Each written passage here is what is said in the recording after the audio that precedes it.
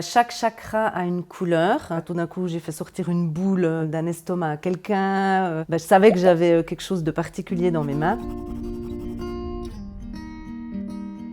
Bonjour et bienvenue sur la chaîne de monsoin.ch, la première plateforme qui met en lien les thérapeutes avec les patients.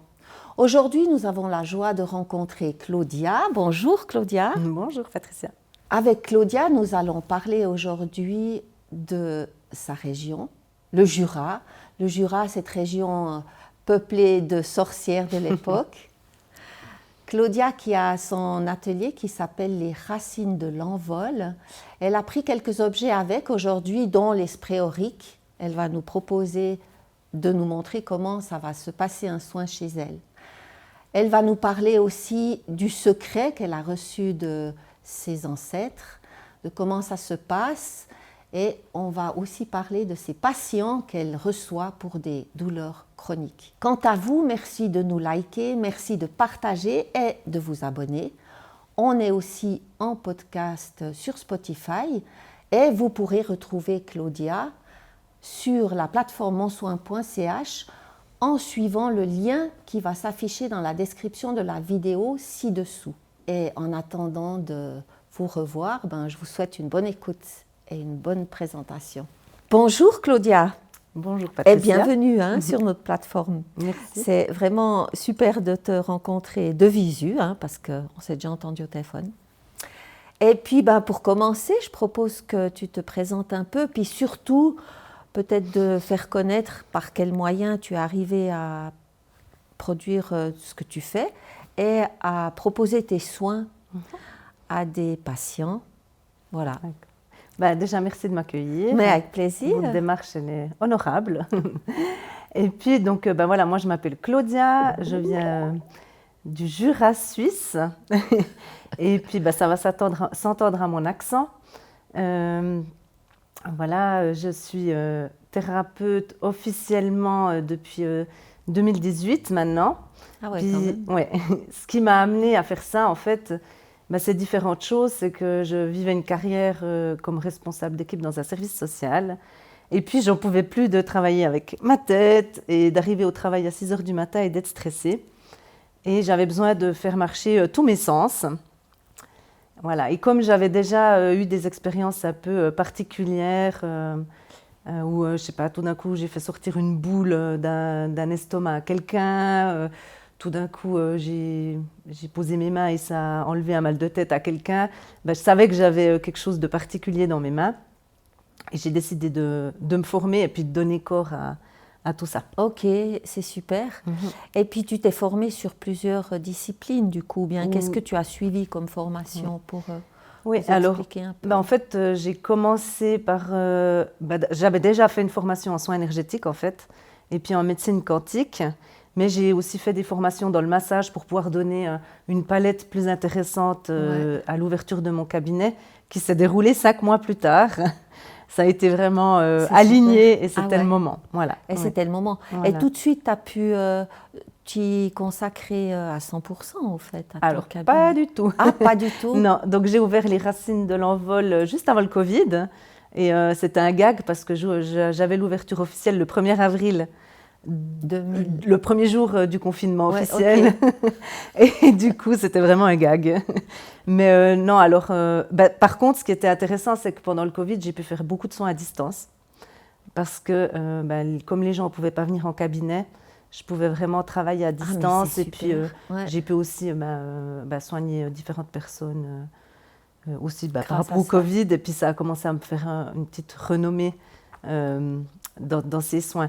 Mais non, pour vivre de manière indépendante dans les soins, il me faudra encore un petit peu de temps. Parce qu'on a beaucoup de frais comme indépendant.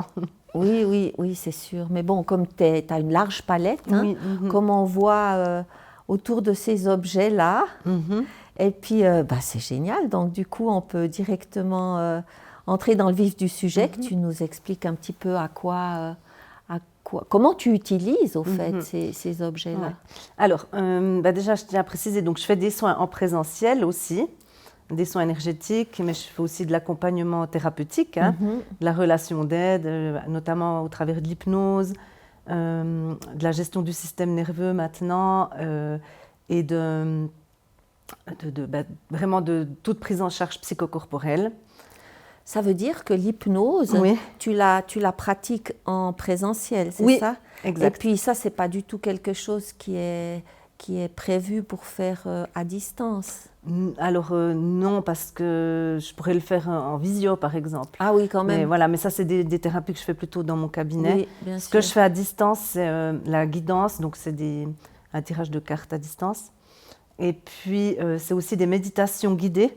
En fonction d'une problématique donnée, je vais vraiment orienter la personne thérapeutiquement au travers d'une méditation. Ça peut être une sorte d'hypnose parce que la personne est en état de conscience modifié. Okay. Et mes soins énergétiques. Alors, pour vous expliquer, donc moi, si je vais faire un soin énergétique, je vais déjà choisir une fréquence vibratoire au niveau auditif qui va guider tout le soin.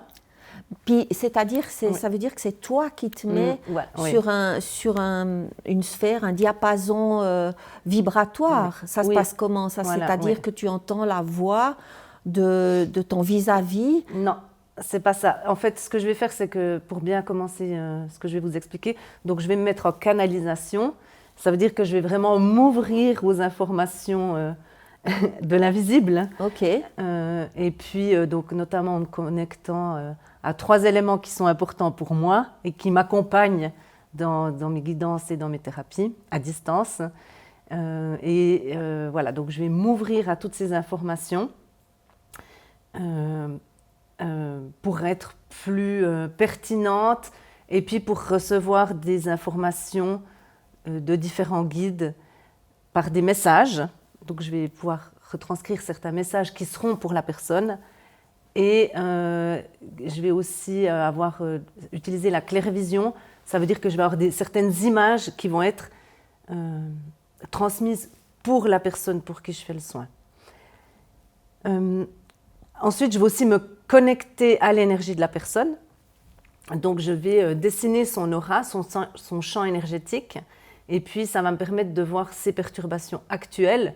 Donc, c'est clair que c'est des perturbations à l'instant T, mais qui vont me donner des indications importantes sur l'état de la situation, puis sur quoi je dois travailler à ce moment-là. Quand tu parles de ces 3 guides qui sont toujours là chez toi, ça c'est quelque chose de personnel à toi, que tu as développé avec, je sais pas, tes méditations propres à toi, ou bien comment c'est? En fait, mon guide principal, il m'est apparu à plusieurs étapes de ma vie. Mais vraiment,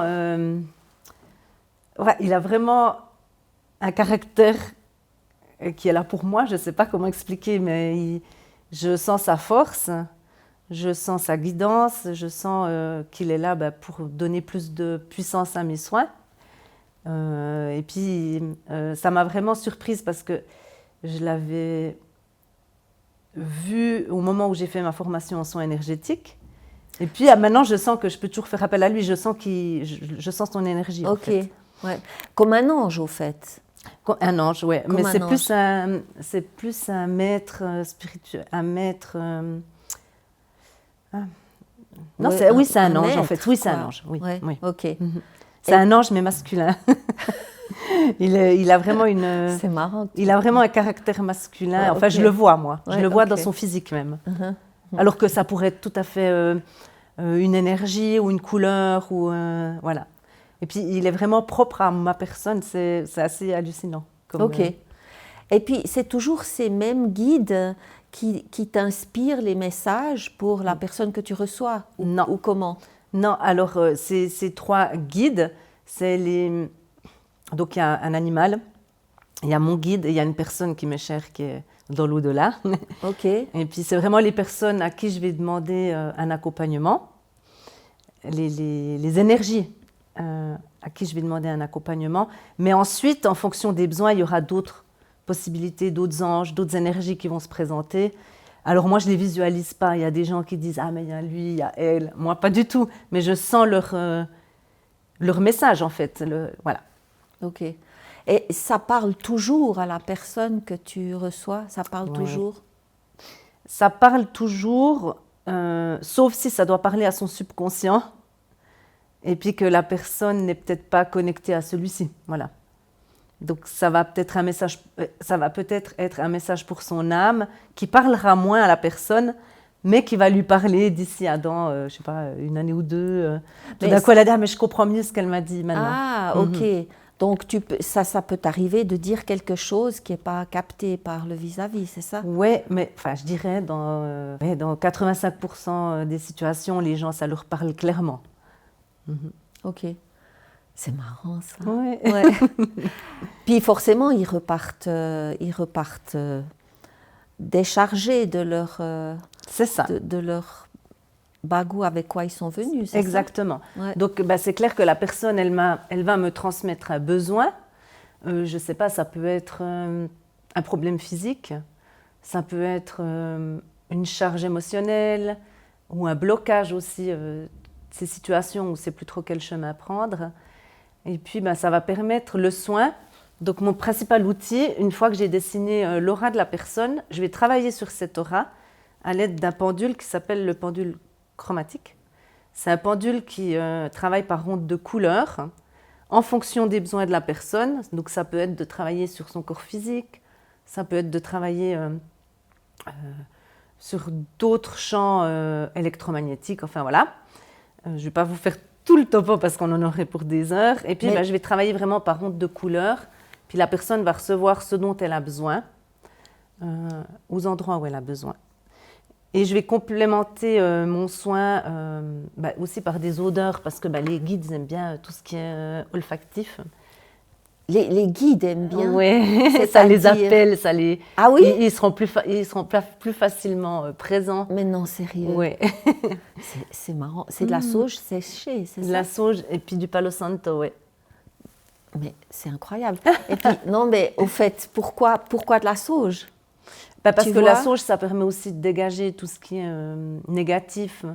Donc c'est aussi un nettoyant énergétique puissant. Oui, c'est marrant. Ouais. Puis ça appelle au fait, parce qu'on utilise la sauge pour nettoyer des locaux. Exact. Ou je sais pas, quand on déménage, on nettoie avec ça. Enfin. Mais moi, ça me canalise aussi, ça m'aide vraiment à être constante pour mon soin et puis vraiment de faire un peu abstraction de tout le reste puis d'être vraiment là pour la personne, quoi. C'est marrant. Parce que tu vois, je me suis dit de la sauge, on brûle la sauge, mais on pourrait très bien brûler du laurier, je sais pas. Je dis, tu vois. Puis au fait, ça a une symbolique qui nous échappe. Alors c'est ce que moi j'utilise. Hein. Alors après, je sais pas. Certainement que d'autres thérapeutes utilisent d'autres choses. Ok. Bon. Moi, mais j'ai souvent entendu ça, l'histoire de la sauge, au fait. Et puis en fait, j'ai oublié de dire aussi que je travaille, avant de commencer le soin, je vais vraiment faire un bilan de la situation de la personne à l'aide de mon pendule que j'utilise tout le temps. Mais ça, alors, tu le fais aller par-dessus le dessin que tu as fait puisque tu dessines l'aura de la personne, c'est juste? Alors là, justement, j'ai un classeur avec différentes roues où je vais chercher différentes informations sur où en est la personne et sur quoi on doit travailler. Parce que y a tout ce qu'il y a dans la tête, mais il y a tout ce qu'il y a dans l'invisible et puis dans le champ de la conscience, de l'historique de la personne, du karma de la personne. Et ça, c'est le pendule qui t'indique. Donc, voilà, c'est le pendule qui m'indique avec ma connexion à l'invisible. Okay. Et puis là, c'est clair que ça va être très pertinent. Et moi, ça va vraiment canaliser mon soin. Je parle souvent de mon soin comme étant un peu un entonnoir. On part de plein d'infos. Et on canalise. Et puis, ensuite, je vais aussi rédiger un message à l'attention de la personne. Et ce message, il sera forcément dans le mille. Et il va forcément donner encore plus de force aux soins, en fait. Ok. Voilà. Puis pendant que tu fais ça, tu canalises, comme tu viens de dire, la personne, elle est dans quel état de conscience? Est-ce que... Moi, je fais mes soins le matin tôt, quand elle dort, la personne. Puisque c'est à distance, mais j'aime que la personne dorme. Parce que si elle est en pleine journée, en train de faire son boulot et tout, il y aura moins de réception. Selon mon protocole, hein. Je ne dis pas que d'autres personnes travaillent certainement autrement. Mais alors ça, c'est intéressant. Ça veut dire que tu auras eu la personne en rendez-vous. Mais après, par téléphone, du coup, il y a tout qui se fait à distance, hein, selon pour ce soin-là. Elle va te parler de quelque chose, et après, toi, dans un deuxième temps, tu vas te mettre en connexion avec elle quand elle est dans un état de dormance, au fait. Exactement, ouais. Mais ça, c'est trop intéressant. Ça veut dire que ça ne se passe pas dans l'immédiat, alors avec la non, personne. pas pour un soin qui est protocolé comme celui-là. Ok. Après, c'est vrai que j'ai la chance de pratiquer les secrets ou la recherche d'objets, et puis ça, je pourrais le faire à n'importe quel moment. Quel moment? Parce que c'est pas lié forcément à l'aura de la personne. Non, mais par exemple, s'il y a quelqu'un qui s'est fait brûler, c'est au moment qu'il faut le faire. Bien sûr. Mais dans l'idéal, si ça peut attendre, je le fais le matin pour pas être envahi de tout ça toute la journée. Ok, c'est super. Du coup, je t'ai interrompue parce que tu parlais que tu te connectes à cette personne quand elle dort. Ouais. Parce que quand elle dort, ça veut dire que attends, comment tu disais, son taux vibratoire ou je ne sais pas quoi, il est très bas. Et puis on peut bien travailler dessus. Oui. C'est quoi l'idée? C'est bien résumé. C'est exactement ça. C'est que la personne, elle sera beaucoup plus réceptive à recevoir un soin. D'ailleurs, quand on fait un soin en présentiel, on fait pareil. La personne, C'est vrai. On la met en état de relaxation pour travailler sur elle, parce que ça aura beaucoup plus de puissance. Mais encore une fois, si vous avez mal à la tête, puis que je viens poser mes mains et que c'est maintenant, ça va fonctionner aussi. Mais c'est juste pour avoir un soin complet. Je préfère le faire quand la personne est relaxée. Oui, je comprends. Ouais. Ça, c'est génial. Puis tu lui dis pas forcément que ça sera que c'était à ce moment-là que tu as fait un soin. Alors, ce que je lui dis, c'est avant de commencer le soin, donc elle sait que ça sera aujourd'hui. Et puis avant de commencer le soin, je lui dis je commence ton soin. Et quand j'ai fini le soin, je lui fais un retour de soin et on va fixer un rendez-vous téléphonique pour qu'on puisse échanger sur ce qui s'est passé et puis voilà. Ok, mais tu dis je commence le soin, mais là elle est au téléphone avec toi, elle n'est pas en train de dormir. Non, alors elle est en train de dormir justement. Ah ok. Mais c'est un peu comme une introduction. Même si la personne dort, pour moi c'est important. Qu'elle sache je commence le soin. Oui, je vois. Et puis j'ai terminé le soin. C'est introduction, travail et conclusion. Exact. Voilà. Et ça, donc, c'est avec ton pendule chromatique, c'est ça que le tu travailles en particulier. Ouais. Mais après, tu as d'autres objets qui font partie aussi de tout ce que tu proposes. Alors, en fait, je travaille avec... ça s'appelle des sprays auriques. Je n'ai pas pris ma gamme, j'ai pris quelques... voilà. Les sprays auriques, c'est vraiment un spray qu'on va pouvoir spritzer, comme on dit chez nous. Spritzer, on dit chez nous. Voilà. Sur l'aura de la personne, donc autant en présentiel qu'à distance. Puis j'ai pris libération et retour à soi. Je travaille aussi beaucoup avec transformation, personnellement, parce que c'est un peu ma signature personnelle. Et puis, donc, je vais pouvoir aussi sprayer sur la personne. C'est toi qui fabriques ces sprays auriques? Non, c'est une jurassienne. Je peux donner les infos à toutes les personnes qui le souhaitent, si jamais. Ils sont puissants. C'est vrai, ouais. Super. Et puis, je travaille aussi avec des huiles saintes, donc, qui ont été faites par un prêtre dans le sud de la France, en fonction des besoins de la personne. Donc, je vais tirer intuitivement l'huile sainte dont la personne a besoin. Ça, c'est des essentiels, des huiles. Alors, c'est des huiles saintes dont je n'ai pas la formule, mais qui sont aussi puissantes pour permettre de travailler sur les besoins de la personne. Très bien. Et j'ai aussi des pierres qui sont faites par une... Donc, c'est des orgonites.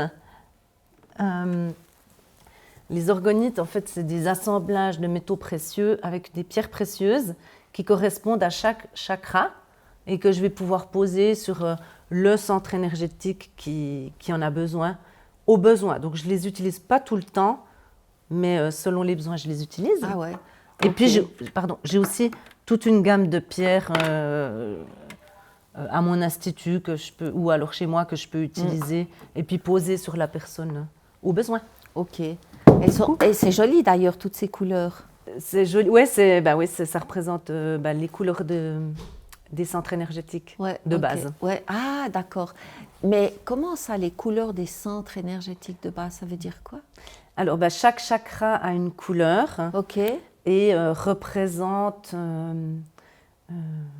différentes choses en fait. Donc, on a le chakra racine qui est relié à la terre, à la mer qui est rouge. On a le chakra des plaisirs qui est orange et qui symbolise vraiment le plaisir de la vie. Je schématise. Hein. Ouais, ouais. On a le chakra du plexus solaire qui est jaune et qui est le centre des émotions. Ok. Le chakra du cœur qui est vert. Joli. Le chakra de la gorge qui est bleu. Oui. Le chakra du troisième œil qui est dans les violacés. Et le chakra couronne qui relie et qui est plutôt blanc, aussi violacé comme ça. Ok. Ça se mélange un peu entre les Alors deux là, on n'a pas le rouge, hein, tu disais. Si, mais il est plus orange que rouge. Ah oui, ok, d'accord, c'est plus ça alors. Ok, joli, ouais. Est-ce que tu pourrais nous parler de peut-être 1 ou 2 exemples de personnes que tu as suivies et qui... Comment ça s'est passé au fait? Oui. J'ai une dame qui a une polyarthrite qui est très envahissante en fait et qui a des gros problèmes de genoux et qui est venue me voir et qui m'a demandé de l'aider pour ça parce qu'elle devrait se faire mettre une prothèse et elle ne veut pas. Et du coup, donc voilà, c'est vrai que comme j'ai autant les soins énergétiques que les secrets, souvent, j'aime faire un assemblage des deux. Et plutôt que de faire un secret isolé, je travaille sur ton genou un jour, j'aime faire un protocole de soins. Et d'ailleurs, là, je vais en commencer un autre pour quelqu'un d'autre demain. Et en fait, je vais voir, toujours au pendule, quel est le besoin de la personne. Et pour cette dame, j'ai travaillé pendant 3 semaines, tous les 3 jours, sur son genou. Et en fait, pendant 8 mois, elle n'a plus de douleur du tout. Elle était juste hallucinée parce qu'elle avait besoin d'une demi-heure le matin pour se dérouiller le genou, quoi. Ah ouais. C'est magnifique quand ça se passe comme ça. Ça veut dire que, excuse-moi, on a passé trop vite en revue l'histoire des secrets. C'est quelque chose quand même qui se transmet, n'est-ce pas, de génération en génération. Et puis comment toi tu te sens porteuse de ça, puisque c'est pas donné à tout le monde au fait. Non, en fait, déjà je suis d'origine valaisanne et ma grande-tante avait 3 secrets qu'elle m'a transmis. Ma maman m'en a transmis un qu'elle avait reçu de cette même tante. Et à l'époque, on disait « t'oses transmettre ton secret qu'à une seule personne parce qu'autrement ça va se perdre, les énergies vont s'épuiser ». Et maintenant, moi, dans la formation en soins énergétiques que j'ai faite, notre formatrice, elle nous a transmis les secrets et elle a dit « mais vous êtes là au service de l'humanité finalement. Bien sûr, justement. Et vous pouvez utiliser ces secrets ». Et donc, il n'est pas rare que même moi, par exemple, je ne sais pas, j'ai une maman une fois qui m'a consultée pour des problèmes de sommeil de son enfant et je lui ai transmis le secret pour son fils. Ah, génial! Voilà, parce que je ne vois pas pourquoi je garderais ça pour moi, en fait. C'est super. Voilà. Qu'elle utilise, donc. Qu'elle utilise, oui. Oui, c'est super. Voilà, après, encore une fois, ça c'est moi et ma manière de le pratiquer. Certains secrets peuvent être utilisés à l'instant T pour un problème. Là, par exemple, les brûlures, les hémorragies, c'est super, ça fonctionne tip-top. Mais si c'est pour une dépression, pour moi, il y a besoin aussi d'utiliser d'autres choses. Mais le secret est un complément. Puis, un complément. Par exemple, il y a une dame aussi qui venait me voir pour une dépression. Puis je lui ai donné un secret, mais ça ne va pas la sauver de la dépression. Pour moi et en fonction de mes protocoles. Peut-être que d'autres personnes ont la formule magique. Voilà. Mais ça va l'aider. Oui, ça va l'aider. Ouais, c'est finalement comme une prière, ces secrets. Oui, alors c'est chrétien, parce qu'on est comme dans une civilisation chrétienne. Après, ça ne veut pas dire que je ne travaille pas avec d'autres énergies, hein, mais en tout cas, pour le coup, là, c'est chrétien. Et puis, c'est sous la forme de prière, oui. Ok. De rituel. Oui. Et puis tu voulais parler plus de rituel en plus, ouais. Ah, du rituel, hein, c'est important. Ouais. Je conçois exact. Ça. Mais par exemple, pour les secrets, j'ai aussi eu une expérience géniale. J'ai quelqu'un qui était venu pour son fils qui avait, je sais pas, 100 verrues sur les pieds, quoi. Et en un cycle lunaire, il avait tout perdu. Mais non. Mais par contre, j'ai ma fille qui a une verrue et j'ai jamais réussi à lui faire partir. Voilà. C'est parce que c'est dans la famille. Il y a famille. certains secrets qui sont pertinents, mais les verrues, c'est compliqué. Pour moi. Ah, c'est vrai. Oui. C'est marrant. Oui. Et puis, ça fait appel à différents anges, hein, je crois. Oui, exactement. Oui, tout à fait. Oui. Selon ce qu'on a. Une brûlure, c'est pas la même chose qu'un eczéma ou... Exact. Hein, c'est ça. Oui, tout à fait. Ouais. Et puis, le deuxième exemple que tu voulais parler aujourd'hui aussi. Alors, le deuxième exemple par rapport à mes soins énergétiques, j'ai une dame qui avait perdu son papa, puis qui était vraiment au fond du bac. Et puis, elle m'a demandé de lui faire un soin. Et quelques temps après, quand je l'ai vue, elle m'a dit « Mais vous m'avez sauvé la vie, en fait. » Oh. Parce que c'était vraiment, mais le jour et la nuit, j'ai vraiment mon énergie vitale qui a pu remonter, mais oui, de manière catégorique. Ouais, voilà. Et ça fait du bien, ce genre de retour. Oui, c'est sûr. Oui. OK. Donc voilà, des exemples comme ça, j'en ai, hein, mais ouais, j'en ai beaucoup. Puis c'est ça qui nous motive aussi. À continuer, parce que le don, il est là, au fait. Hein? Oui, alors moi, je ne vois pas ça comme un don. Je vois ça comme un chemin dans lequel on a cette ouverture ou on ne l'a pas, en fait. Parce que je pense que tout le monde pourrait avoir son chemin qui se développe avec ce genre de don à un moment donné. Mais pour moi, ce n'est pas un don, c'est juste que je suis là pour ça aujourd'hui. OK. C'est marrant, il y a... Beaucoup de thérapeutes parlent comme ça. C'est vrai? Qui sont au fait juste d'accord d'ouvrir ce canal pour faire passer ces messages. Mais qu'au fait, ça pourrait être à la portée de tout le monde. Exactement. Oui. Et puis, ils aiment bien aussi dire qu'ils motivent leurs patients à utiliser eux-mêmes aussi leur canal. Exactement. Pour mieux vivre, au fait. Pour mieux vivre, pour être plus en accord avec eux. C'est ça, exact. Ouais. Non, c'est tout à fait juste ce que vous dites. Ouais. Alors, on a parlé avant de comment tu travailles avec les patients qui s'annoncent chez toi à distance. Et puis, maintenant, selon le soin que tu utilises, tu le pratiques quand la personne, elle dort, etc. Et puis, tu peux peut-être plus précisément nous dérouler comment se passe une séance avec quelqu'un qui t'appelle pour un soin à distance, pour un soin énergétique, je dirais, où peut-être même la personne, elle ne sait pas exactement ce qu'elle voudra. Mais toi, comment tu sais quels outils tu vas utiliser? En fait, ça dépend beaucoup de la personne, parce qu'il y a des gens qui n'ont pas forcément envie de faire en présentiel, elles ont peut-être une pudeur ou elles ne sont pas prêtes. Donc c'est surtout ça qui va définir que je vais partir sur un soin à distance. C'est des gens qui sont demandeurs de cette thérapie-là, en fait. Mais dans ce cadre de la distance, quand la personne, elle t'appelle, comment tu ressens de quoi elle a besoin, tu vois, quelle est sa problématique quand elle ne sait pas forcément s'expliquer, parce qu'il n'y a pas beaucoup de monde qui sont très conscients de leurs difficultés. Ils appellent parce que, où on leur a dit, prends une fois un soin, appelle telle et telle personne, mais après, elles ne savent pas forcément mettre des mots sur ce qui les habite. En fait, ça va être souvent lié aussi au degré d'urgence et puis aux mots physiques. Parce que par exemple, s'il y a quelqu'un qui a une douleur physique, le soin à distance, il est hyper pertinent. D'accord. Et puis, des fois, ça vaut la peine de ne pas faire attendre les gens. Parce qu'un soin en présentiel, j'ai de l'attente.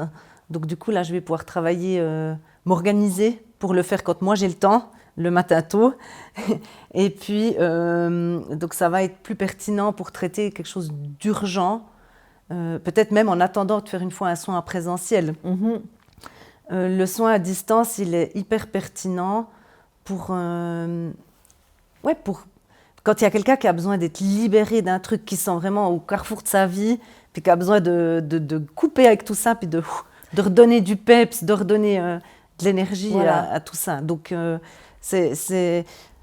voilà, s'il y a quelqu'un qui a envie de faire un travail de fond, je vais lui proposer de venir en présentiel, avec plusieurs séances, un accompagnement thérapeutique. Mais si la personne, elle sent qu'elle est ankylosée dans un souci, le soin à distance, il est hyper pertinent pour bouger. Ouais. Voilà. Et toi, c'est ça qui va me permettre d'évaluer. Ok, super, voilà. Avec tes questions, ou en tout cas quand tu rentres en contact avec cette personne déjà, tu es déjà en canal, on va dire. Oui, donc tu sauras déjà plus ou moins pointer là où c'est nécessaire. Clairement, ouais, voilà. Clairement. Et puis, un soin à distance qui pourrait être la méditation guidée.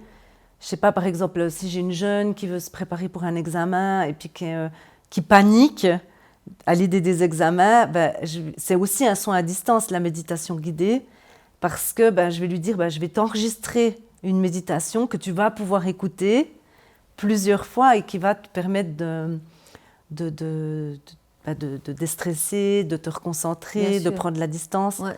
Et voilà, donc je vais choisir dans ma palette de soins en fonction de la personne, clairement. Ok, super. Ouais. Et puis là, ça peut être aussi qu'à distance, tu peux même les consulter plusieurs fois. Parce qu'on pourrait même s'imaginer une thérapie plus en profondeur qui reste à distance, au fait. Mais bien sûr, ouais. Bien sûr. Alors, il y a des gens qui... voilà, je ne sais pas si quelqu'un est hospitalisé ou... je travaille...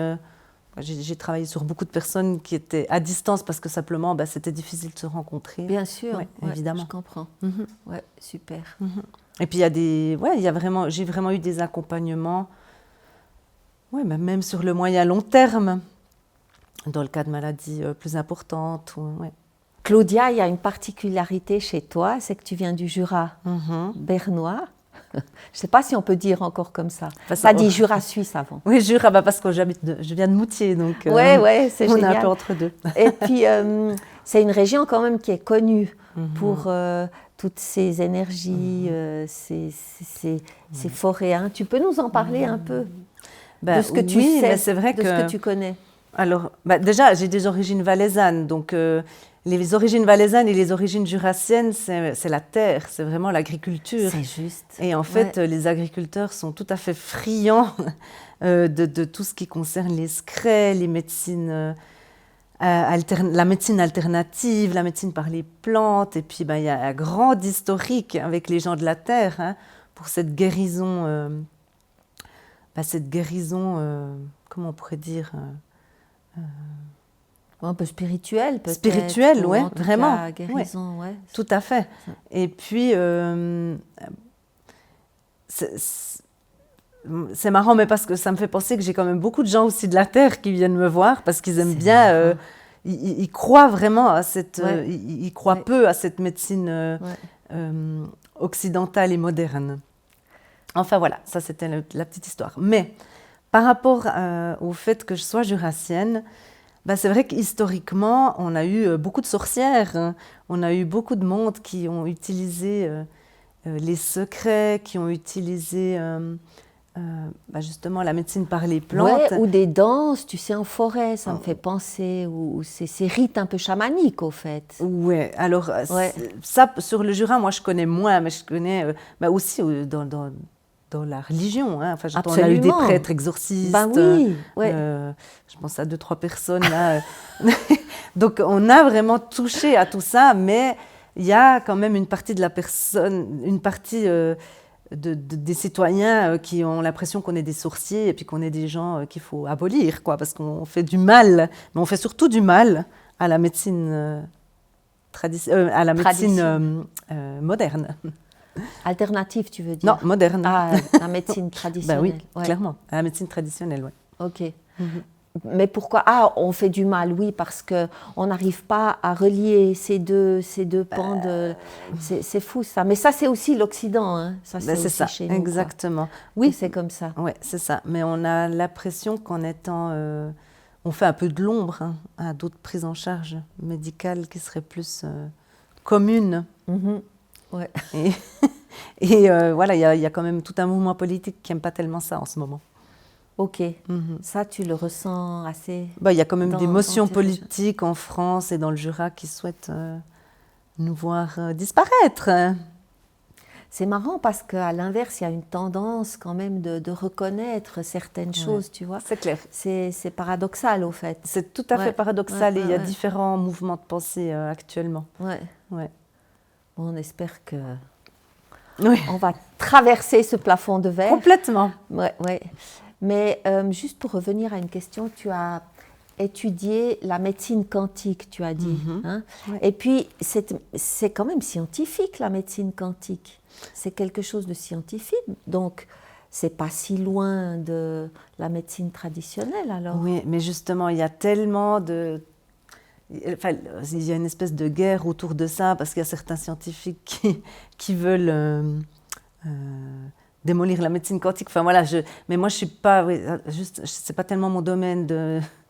J'aurais de la peine à dire quelque chose de constructif là autour. Ok, mais parce que la médecine quantique, elle va jusque dans les plus petites cellules du corps pour étudier le fonctionnement, c'est bien ça? Oui, et puis en fait, c'est vrai que ça a été découvert finalement par des physiciens, cette médecine quantique, donc elle est prouvée scientifiquement, mais voilà, il y a différents mouvements de pensée qui se contredisent. Alors voilà, moi je travaille avec la médecine quantique, je la vis, je la vibre, et puis il y a d'autres mouvements de pensée qui tendent à dire que c'est pas réel. Bien sûr.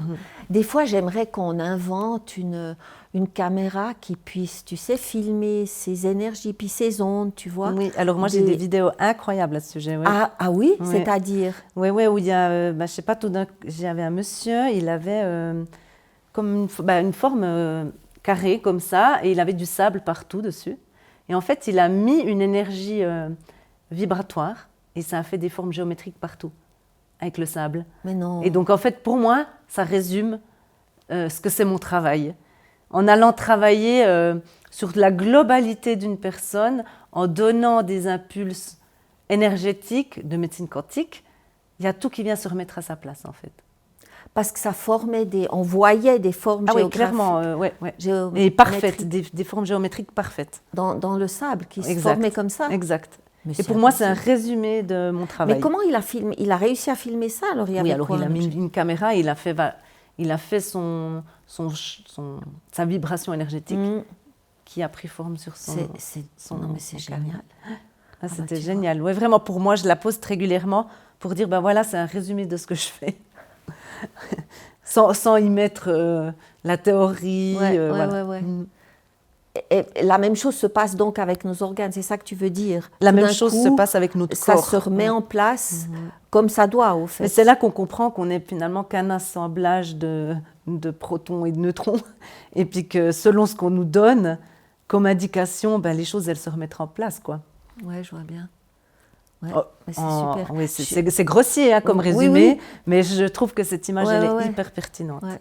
Oui, quand tu me parles de ça, je m'introspecte, puis je m'imagine mon cœur qui est... Tu vois, quand c'est bien dessiné, et puis quand c'est bien dessiné, puis quand ça vient flou, c'est que ça se dissout, je sais pas. Exactement. J'imagine, hein. Oui, exactement, mais on pourrait aussi voir ça avec tout ce qui se passe de négatif dans notre vie.